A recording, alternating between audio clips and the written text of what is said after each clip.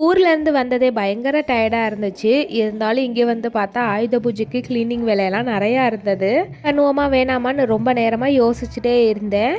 ஒரு ஃபைனலாக ஒரு 11 மணிக்கு மேலே தலையில் நல்லா எண்ணெயை வச்சுட்டு அப்படியே க்ளீன் பண்ண ஸ்டார்ட் பண்ணிட்டேன். அதுக்கு முன்னாடியே எண்ணெய் கத்திரிக்காய் லஞ்சுக்கு ரெடி பண்ணியிருந்தேன். சாதம் மட்டும் வைக்காமல் இருந்துச்சு. அதை ஒரு சைடு வச்சுட்டு என்னென்ன திங்ஸ் எல்லாம் க்ளீன் பண்ணணுமோ அதை எல்லாத்தையுமே எடுத்து போட்டாச்சு.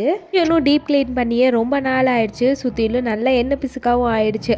அதனால் எல்லா பாத்திரத்தையும் ஃபஸ்ட்டு வாஷ் பண்ணிவிட்டு அதுக்கப்புறமா வாஷ் பண்ண பாத்திரத்தை எல்லாத்தையுமே நல்லா வெயிலில் காய வச்சுக்கிட்டேன். அதுக்கப்புறம் ஸ்டோர் பண்ணி வச்சுக்கலான்னு.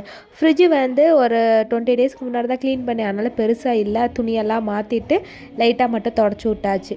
கையோட மணி பிளான்ட்டுக்கும் நல்லா வாஷ் பண்ணிவிட்டு தண்ணி மாற்றி வச்சுட்டேன். கிச்சனில் இருக்க 2 ஜன்னலும் பயங்கர தூசியாக இருந்துச்சு. நல்லா ஸ்க்ரப்பு போட்டு ஃபுல்லாக தேய்ச்சி விட்டாச்சு. டைல்ஸுன்றனால ஸ்க்ரப்பு போட்டு தேய்ச்சாலே நல்ல எண்ணெயெல்லாம் வந்துடும். நார்மலாக இருந்தேன்னா மேலே ஏறி தேய்ப்பேன். இப்போதைக்கு மேலே ஏறி ரிஸ்க் எடுக்க வேண்டாம்னு சொல்லிட்டு எனக்கு கை எட்டுற தூரம் மட்டும் வச்சு தேய்ச்சி எடுத்துட்டேன். ஃபைனலாக சூப்பராக கிச்சனை வந்து க்ளீன் பண்ணியாச்சு.